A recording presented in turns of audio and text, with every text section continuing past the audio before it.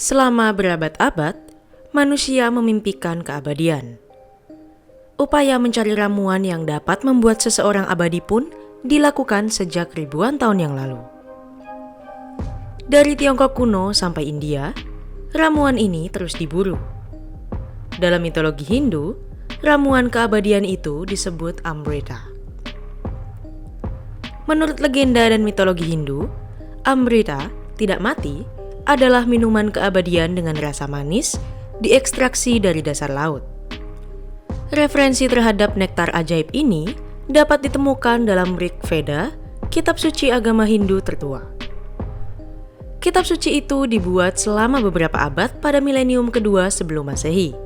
Selain itu, informasi tentang Amrita juga bisa ditemukan literatur Buddha atau Sikh. Amrita memberikan keabadian dan kekuatan.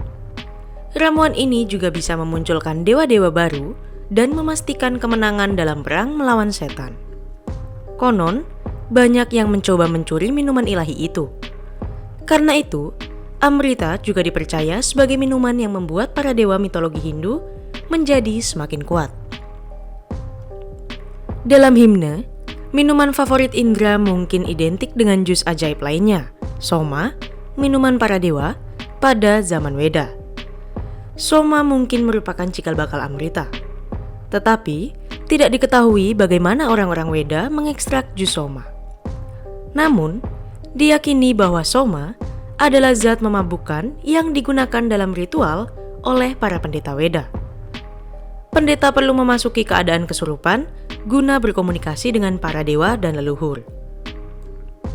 Menurut salah satu teori, Amrita adalah dasar bagi konsep Yunani selanjutnya tentang ambrosia atau ambrotos, makanan para dewa dalam mitologi Yunani dan Romawi. Sama seperti dalam mitologi Hindu, ambrosia juga digunakan untuk mencapai keabadian. Amrita dibuat dari sari tanaman dengan nama yang sama. Mengonsumsi ramuan ini dengan tambahan susu memberi kekuatan selama ritual tertentu. Minuman ini juga memungkinkan tercapainya penglihatan transenden dan rasa persatuan dengan para dewa. Asal-usul Amrita dalam mitologi Hindu. Dalam mitologi Hindu ada masa ketika para dewa dan makhluk supranatural harus menggabungkan kekuatan mereka untuk mengaduk lautan susu. Hal ini dilakukan karena harta dewa yang paling berharga hilang di bawah lautan purba akibat banjir besar. Harta karun ilahi ini termasuk Amrita, nektar keabadian. Dalam proses pengadukan lautan, sebuah gunung besar digunakan sebagai tongkat pengaduk dan ular dewa Adisesa digunakan sebagai tali. Banyak hal yang muncul dari lautan susu itu, termasuk Amrita. Amrita dipegang dalam cangkir oleh tabib dewa dan Vantari, para dewa dan avatar dewa Wisnu. Amrita berada dalam bahaya karena akan dicuri oleh para makhluk supranatural, Asura. Agar tidak dicuri, para dewa memerlukan pertolongan Wisnu yang maha tinggi. Wisnu berubah wujud dan menjadi gadis menawan Mohini. Ia pun berhasil mengalihkan perhatian para Asura. Wisnu mengganti ramuan itu dengan alkohol dan mengembalikan cairan berharga itu kepada para dewa. Jadi, Amrita diamankan hanya untuk para dewa. Namun, salah satu iblis licik, Rahu, yang menyamar sebagai dewa, akhirnya berhasil mencicipi Amrita. Matahari dan bulan kemudian memperingatkan Wisnu.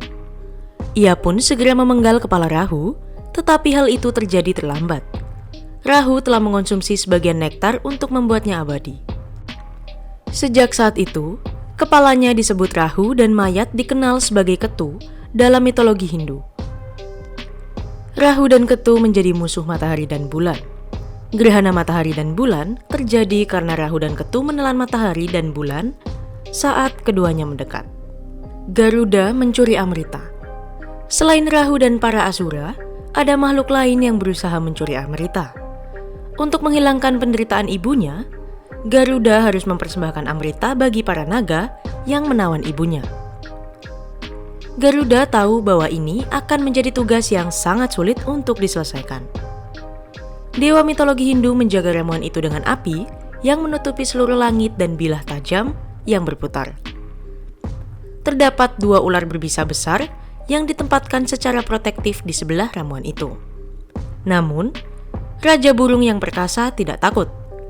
Dia mengalahkan mereka semua dan memasuki area tempat Amrita disimpan dan dilindungi. Dengan pot Amrita di mulutnya, dia segera kembali ke para naga yang telah mengendalikan ibunya.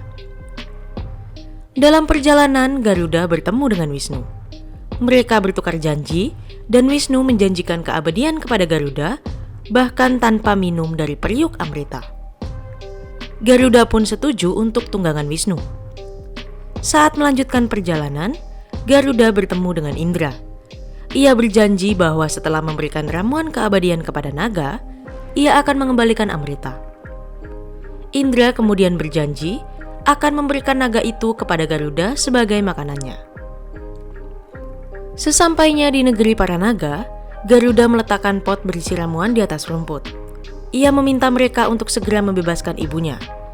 Para naga juga harus melakukan beberapa ritual keagamaan yang diperlukan sebelum mengonsumsi Amrita.